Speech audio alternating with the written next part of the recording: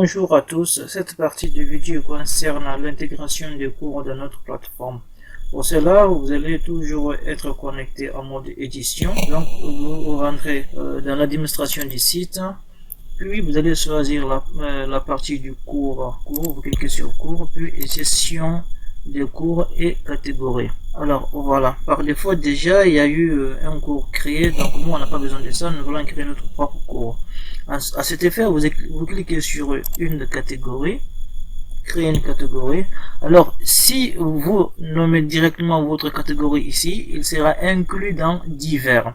Alors nous voulons créer notre propre première catégorie, puis créer des sous-catégories. Donc pour cela, vous cliquez sur nouveau supérieur et vous introduisez le nom de votre cours. Donc nous, c'est architecture des ordinateurs. Donc il n'est pas nécessaire d'ajouter un numéro de catégorie. Donc vous pourrez ajouter ici une description à cette partie comme bon vous semble, et puis vous appuyez sur créer catégorie. Alors une fois que vous avez créé votre catégorie, vous pouvez supprimer cette partie qui s'appelle divers, cliquant sur cette icône, et puis vous cliquez sur supprimer. Alors ça, c'est une façon de vous expliquer comment supprimer un cours dans votre plateforme. Supprimer, puis vous continuez. Donc à partir d'ici, nous allons créer ici les sous-catégories. Alors ces sous-catégories, nous avons toujours un clic sur une nouvelle catégorie, ou créer catégorie. Alors voilà que ma catégorie a été sélectionnée, c'est architecture des ordinateurs. Puis je vais noter ici le chapitre 1 de mon cours. Donc le chapitre 1 s'intitule la logique propositionnelle. Donc comme toujours, c'est pas la peine d'ajouter un numéro, vous ajoutez une description pour cette partie, créer catégorie. Alors il sera imbriqué dans l'architecture des ordinateurs. Voilà. Donc vous remarquez ici que les deux sont un peu différents. Cela veut dire que le premier chapitre est contenu dans l'architecture des ordinateurs. Donc à partir de là, vous regardez cette partie là, elle est bien prise en compte. Donc ainsi vous pouvez créer votre cours. Donc la page me redirige ici, ajouter un cours.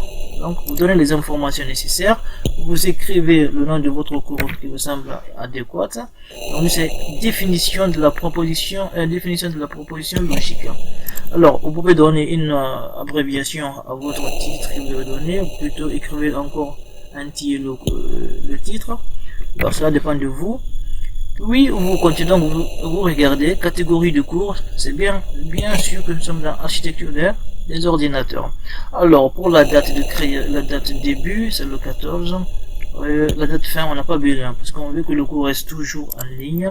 Donc on désélectionne cette partie. Le numéro n'est pas nécessaire, il sera généré automatiquement. Vous pouvez apporter une petite description à votre cours. Puis vous pourrez ajouter également une image. La photo est ajoutée automatiquement.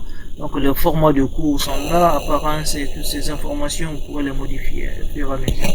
Bon, moi je fais enregistrer et afficher. Une fois la rédirection effectuée, vous pouvez ajouter votre contenu de cours, ou plutôt inscrire les utilisateurs qui pourront avoir l'accès à ce cours.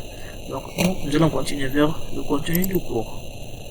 Voilà, donc très bien, donc nous sommes redirigés vers la partie pour l'ajout des sections. Donc vous pouvez ajouter soit des activités. Donc c'est notre partie va s'articuler sur les activités. Et tous ces paramètres sont modifiables. Alors vous cliquez sur cette petite partie pour changer ou renommer cette partie. Et puis vous appuyez sur entrée. Si vous ne validez pas par entrée, elle ne sera pas pris en compte. Donc entrée. Puis je vais ajouter une activité ou une ressource. Alors cette partie consiste à faire quoi? Ajouter soit des activités. Donc les activités, ça dépend de vous. Nous voulons faire un test. Donc test, je clique sur test, cliquez sur la partie où vous faites ajouter. Donc les deux options sont valables. Donc vous apportez ici un nom à votre activité. Nous allons écrire test de construction. Le contexte de construction. Alors vous pouvez ajouter ici une description pour bien préciser de quoi il s'agit. Donc afficher la description de la page, comme si vous voulez que ça apparaisse sur votre page. Voilà, donc les notes, la remise en page, le comportement des questions, etc. On peut enregistrer et afficher. Voilà, donc on nous dit ici que notre test a été bien pris en compte. Méthode d'évaluation note plus haute. Alors aucune question n'a été encore ajoutée. Donc vous avez plusieurs multitudes de choix pour faire vos questionnaires. Donc à ce stade, vous choisissez ce qui vous semble bon pour les choix multiples, vrai ou faux. Donc apparence, nous allons choisir close, réponse intégrée. Donc nous allons intégrer nous-mêmes nos propres réponses dans notre plateforme. Cliquez sur ajouter. Donc une nouvelle page s'ouvre à vous et vous allez mettre le nom de la question. Donc ce test de construction. Test de construction. Vous collez votre texte ou bien les questionnaires que vous devez formuler. Alors nous avons déjà préparé les questionnaires, donc c'est pas la peine d'aller jusque là-bas pour les avoir. Alors je copie ça automatiquement. Copier. Voilà, vous pouvez voir le code et vous pouvez en faire de même. Voilà, ici c'est pour arranger bien, pour ordonner le formulaire, pour que ça sorte bien sur la plateforme. C'était bien. Vous pouvez mettre des gras, donc ça dépend de vous, vous pouvez mettre des bus, etc. Donc observez bien ces codes. Voilà comment on peut composer nos questionnaires. Oh, ça ici un autre format de questionnaire. Donc à partir de là, je vais sélectionner le feedback que j'aurai besoin pour la réponse. Là, vous le mettez, vous le collez. Ici aussi, vous faites des petits ajustements et continuez. Voilà, notre questionnaire a été bien enregistré. Donc pour tester, pour voir si tout marche bien, vous cliquez sur la petite partie de l'aperçu. Cliquez ici, vrai, bon, je dis faux, et je mets autre. Donc, vous voyez terminé. Voilà le feedback. Si vous envoyez le feedback, donc tout sera.